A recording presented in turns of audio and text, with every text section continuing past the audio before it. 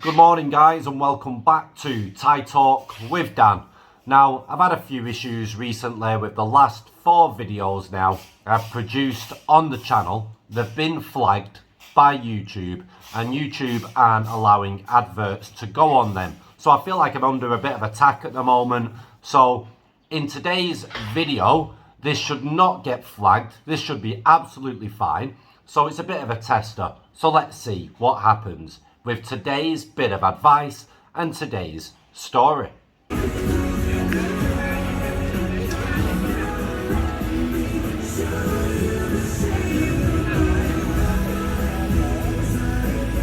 So guys, as we all know, men are coming over here to Thailand every single day, and a lot of them are getting with the wrong type of women in the entertainment industry, and it's going pear-shaped. They're losing a lot of money, they're getting a lot of heartbreak, and things are going wrong, and that's feeding this channel with a lot of stories. But also they're meeting them on online dating websites, and unfortunately they're getting with the wrong ones also on there. If a woman's easy to pick up, guys, more than likely she's going to be a bad girl. However, there are genuine, nice, decent Thai girls. A lot of people may not think so because they've not come across them, but they do exist. I've met a lot of nice girls that are just friends that I get on with and I'm happy to hang out with because I learn a lot from them. So anyway guys, enough of my waffle. Let's get into today's advice and today's story. I love the content of your videos, and the common theme is obviously how foreign men fall afoul of Thai women in various ways.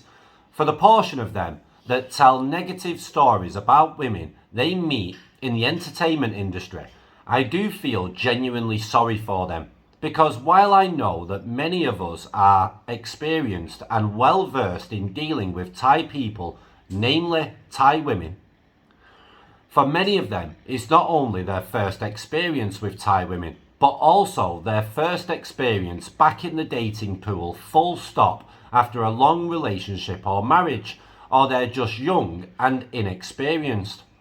If I'm being honest, if I'd have gone to Thailand when I was younger and less initiated to their ways, I'd likely have fallen prey to many of these traps too. So rather than rag on them for how they should have known better, etc., to be fair, they genuinely don't know any better, and understandably so, and it's got nothing to do with intellect or common sense. It's just a lack of exposure, which I feel fortunate enough to have gotten with both my sanity and finances intact. I feel very fortunate overall to have dodged several volleys of bullets fired by Thai women in the past, and although I've got the psychological scars to prove it, I've come out the other side relatively unscathed, and more importantly, wiser for it. I look at many of these guys who get roped into relationship scams, and the analogy I like to use is that they're likely somebody stuck on the side of the road in the pouring rain with a flat tyre and no idea how to change it. They obviously need some help to get going again, and as long as they watch, learn, and don't make the same mistakes twice, I'm happy to pull over and lend a hand. To me, Dan, this is exactly what your channel represents. Yes, it does so in an entertaining and sometimes raunchy way, but that's the point, and that's what it achieves. Oftentimes it's warts and all, but that's the appeal. People hear genuine and sometimes embarrassing accounts of other people's exploits that don't make them feel so bad, and hearing other people's genuine experiences regarding what they did or didn't do in a particular situation helps people by giving them pause, finding commonality in their own situation, or simply making a difficult decision. Having said all of this though, I just wanted to echo something I've heard you say many times previously, and that's there are decent Thai girls out there who aren't looking to simply rip you off or make you a cash cow for their families. I met several over the years, And you're exactly right in what you say about looking for positive behavioural traits. Now, I'm as much a sucker for a pretty face as any guy out there, but over the years I've developed a tremendous amount of self-discipline with Thai girls and learned that generally speaking, you can't fundamentally change who and what a person is. If you meet a girl from the farm in Isan, her parents may well have instilled in her a great work ethic, attitude and demeanour, making her a solid and trustworthy prospective long-term partner. Conversely, she may be the product of dirt-poor, lazy mango farmers who are happy to push her out the door to work in the entertainment industry and send money back to them, viewing Western men simply as giant ATMs to be shaken down for all they're worth. Either way, you're setting yourself up to fail if you think you can change them. People need to be open to change in order to embrace it. And if a girl has a sketchy family emotionally blackmailing them, then I'm afraid your chances of a positive outcome are very slim. I've heard you talk about the mental health challenges of some of these girls, and I'm a firm believer, although not a psychologist, that much of this has to do with the undue pressure put on them by their families' often unrealistic expectations and ridiculous demands. And sometimes it's like it's almost subconscious, where the girl has been groomed or gaslit into believing the family's ideology and doesn't think that this type of behaviour is in any way wrong. All the while though, there's something eating away at them inside, telling them that something isn't quite right. Imagine putting your young daughter up to asking some foreigner for a ludicrous dowry with more than a condo in Patong Beach. Ask the average Thai guy what they'd pay for that girl. I bet it's less than the cost of a 7-Eleven Slurpee. Sadly, these girls are aware of this in many cases, which is why they prey on the uninitiated for lang in the hope that they get lucky somehow. I've also heard you talk about girls who work in offices and the like. The fact that they hold a job and have a certain amount of independence straight up ticks a lot of boxes on the anti-scam list in my mind. Higher education and sophistication are added bonuses. However, if red flags suddenly appear, they're not to be ignored, as any girl can have issues regardless of their background or status.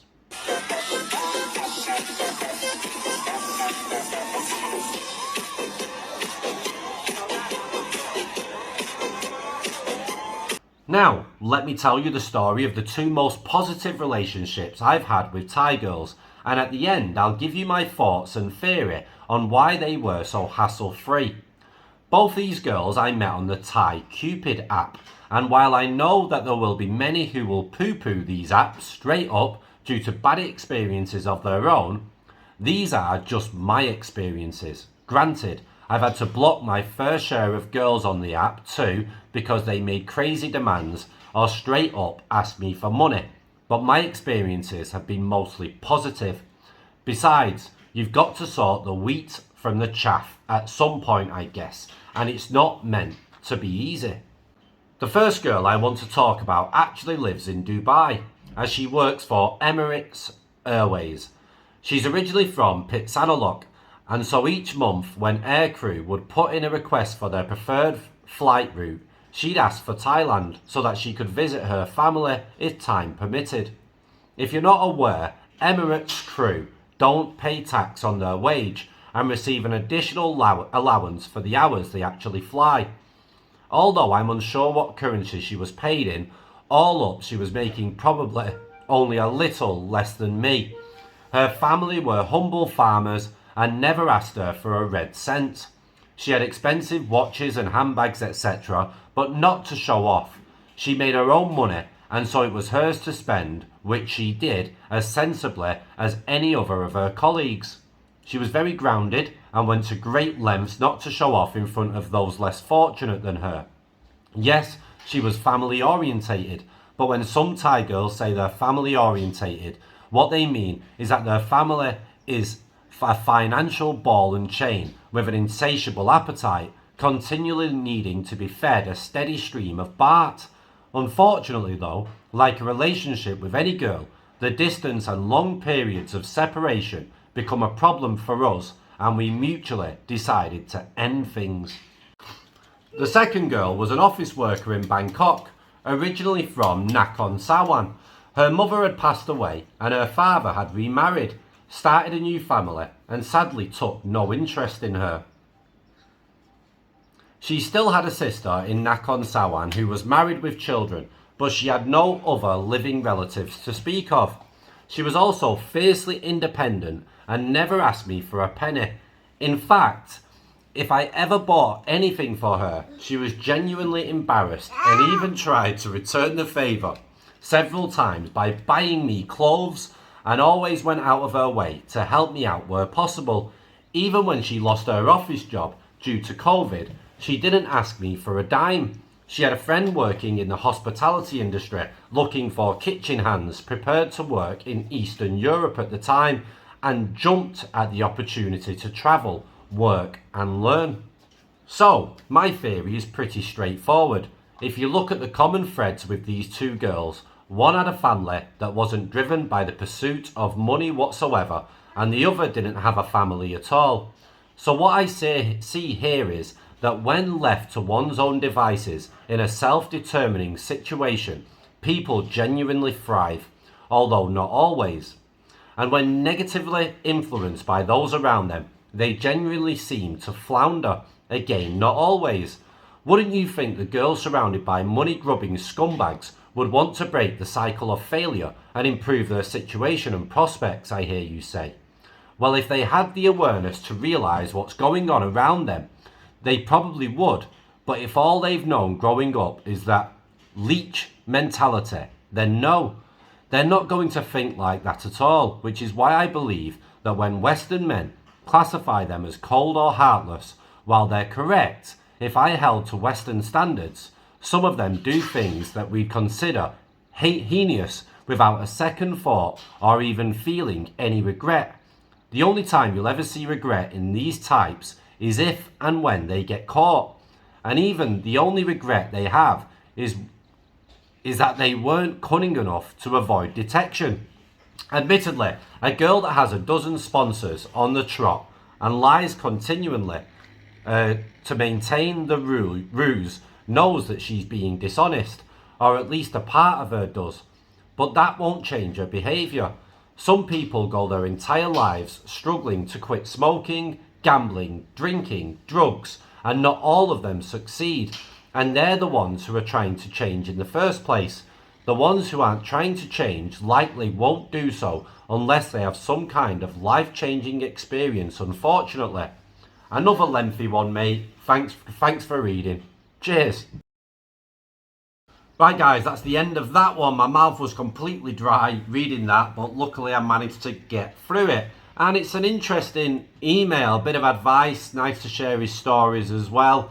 And I know a lot of guys are actually coming here trying to find a genuine relationship with a genuine girl here in Thailand. So it's not always great just to hear about all the bad stories, but to actually give a few tips on how to meet nice girls here in Thailand and to look out for those red flags. So guys, if you can take anything from this video is just stop getting with the bad types of women here that work in the entertainment industry. It's only going to end up bad for you. I know a lot of people don't have experience. I know a lot of people have gone through a bad divorce. I know you get people that come here that have disabilities. You get people that come here that have never even really had a girlfriend and have not got much experience. A lot of lonely guys, a lot of guys with mental health issues. So I can understand why a lot of people do get with these bad types of women. But hopefully videos like this can hopefully help some of you to not make the mistakes that so many men, all of us here, have made before. And to have a better chance if you are coming to Thailand to live here, to find a woman and settle down. Hopefully you can find one of the good girls, as they do exist. Cheers guys, thanks for watching and ciao for now.